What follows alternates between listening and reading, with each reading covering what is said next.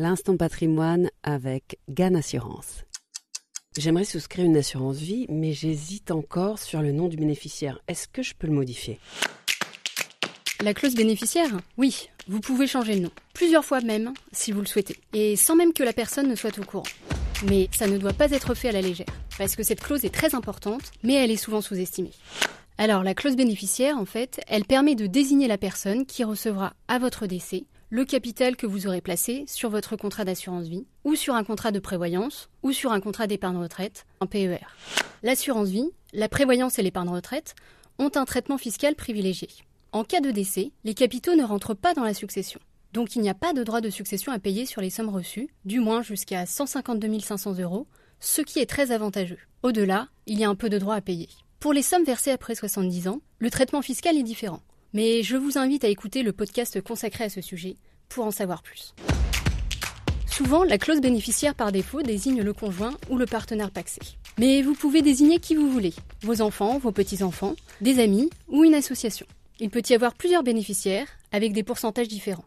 Mais la question que vous devez vraiment vous poser, c'est qui est-ce que je veux protéger, avantager ou aider ?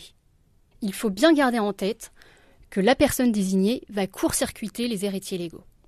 Ça peut créer des tensions au sein d'une famille. Par exemple, si vous désignez votre conjoint, ça peut pénaliser vos enfants d'un premier mariage, car les enfants d'un premier lit ne vont pas hériter de votre conjoint actuel. Ça va donc venir gonfler le patrimoine des autres enfants s'il y en a. Ce sont vraiment des questions à se poser, car c'est source de conflits. Il n'est pas rare de voir des héritiers qui se sentent lésés saisir le juge pour demander de réintégrer la valeur du contrat dans la succession. Ils invoquent la notion de prime manifestement exagérée. En fait, la clause bénéficiaire, c'est un peu comme un outil patrimonial. Il est important de bien rédiger cette clause pour qu'elle soit en phase avec vos attentes et qu'elle ne soit pas source de contentieux. Pour bien rédiger votre clause bénéficiaire, il y a beaucoup de possibilités.